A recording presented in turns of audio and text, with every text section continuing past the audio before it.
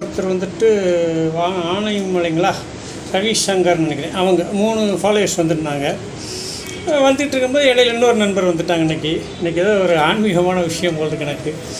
அந்த நண்பர் வந்துட்டு சிவானந்த பரமஹம்சர் என்று சொல்லக்கூடிய அவங்க அந்த ஒரு அமைப்பை சேர்ந்தவங்க. அவங்க இந்த கேரளாவில் சிவானந்தர்னு ஒரு பெரியவங்க.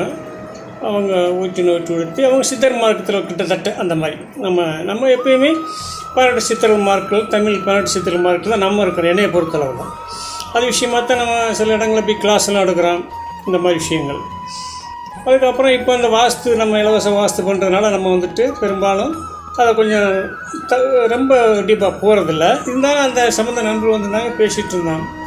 அப்போ இதெல்லாம் பார்க்கும் பொழுது நமக்கு என்ன வருதுனாக்க, நிறையா வாகனங்கள் வந்திருக்காங்க. அதாவது விளம்பரமான பிரபலமானவங்க நிறையா வந்திருக்காங்க, பிரபலமாகாதவங்களும் நிறையா இருக்காங்க. அந்த மாதிரி அதில் பாருங்கள், அவங்க அந்த அமைப்பு ரீதியாக போகிறவங்க எல்லாமே என்னையை பொறுத்தளவில் நான் எப்படி பார்க்குறேன்னாக்க, அது மிகவும் சரியான ஒரு வழியாக இருக்கும் பட்சத்தில் அதனுடைய கோட்பாடுகள், அதனுடைய வழிமுறைகள், செயல்பாடுகள் இருந்துச்சுனாக்க அடுத்தடுத்து ராமலிங்க சாமிகளும், அமிர்தானந்த மாயம்மா, வேதாத்ரி மகரிஷி, இந்த மாதிரி ஆட்கள் வரணும். என்னுடைய ஒரு கருத்து, அந்த குருமார்கள் மாதிரி நிறைய மகான்கள் அளவில் அல்லது தெளிவானவங்க வந்தால் தான் வந்துட்டு நம்ம அதை ஃபாலோ பண்ணுற ஒரு அர்த்தம் அப்படின்றது என்னுடைய கருத்து.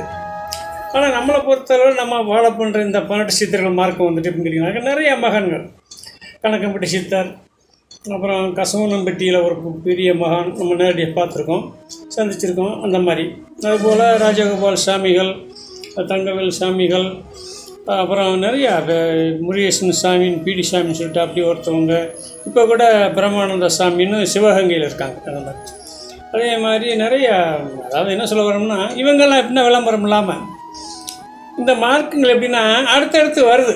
அதுதான் இங்கே உள்ள கணக்கு. அதாவது எப்படின்னா குரு வழியாக பாரம்பரியமாக வந்துட்டுருக்குது. ஆக ஆன்மீகம் இப்படி இருந்தால் தான் நல்லாயிருக்கு அப்படி என்னுடைய ஒரு கருத்து.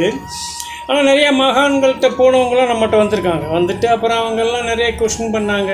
நம்ம வாஸ்தை பார்த்துட்டு ரொம்ப பிரமிப்படைஞ்சாங்க. நீங்கள் நம்மளை சிம்பிளாக இருந்துக்கிட்டு சில ஆரிய செயல் நான் செய்யலாமா, எல்லாம் நம்ம மீனாட்சியம்மா அவங்க யாரால் தான் செஞ்சிட்ருக்கேன் அப்படின்னு சொல்லிட்டு இருக்கோம். ஆக நம்முடைய வாஸ்து என்ன செய்யுது அப்படின்னா, யாராக இருந்தாலும் ஆன்மீகத்துக்கு போகணும்னா அவங்க முதல்ல இல்லறத்தை சரியாக முடிச்சிருக்கணும்.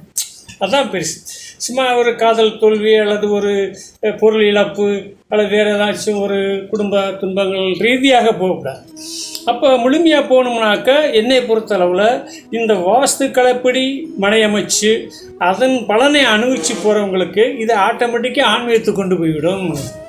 இது நம்ம நிறைய நிதர்சனமாக பார்த்துட்ருக்கோம். ஆகையினால் முழுமையான ஒரு வாழ்க்கை வாழணும் அப்படின்னாக்க, அது குடும்ப வாழ்க்கையாக இருந்தாலும் சரி, அல்லது ஆன்மீக வாழ்க்கையாக இருந்தாலும் சரி, அல்லது பொது வாழ்க்கை எதாக இருந்தாலும், இந்த வாஸ்து அமைப்புப்படி எவரொருவர் அந்த ஒரு வீட்டில் குடியிருந்து செல்கிறாரோ அவர்களுக்கு ஆட்டோமேட்டிக்காக தெய்வ கடாட்சம் தானே கிடைக்கும். ஆகையினால் இதுக்கு தான் நம்ம முக்கியத்துவம் கொடுத்து செய்துகிட்ருக்கோம். ஆகையினால் வழக்கம் போல் நம்ம சொல்வது, உங்கள் ஈசானியத்தை சுத்தமாய்த்து கொள்ளுங்கள், உங்களுடைய குலதெய்வத்தை வணங்கி கொண்டு கூறிக்கொண்டு இதை கடைப்பிடிங்க. நிறைய பேருக்கு சொல்கிறான், நிறைய பேருக்கு எழுதி கொடுத்துருக்கான். அதை ஃபாலோ பண்ணுங்கள், மிக நல்லா இருக்கும் என்று பழைய வேண்டிக் கொண்டு அனைவரும் வணங்கி அடுத்த வரை போவீங்க. வணக்கம்.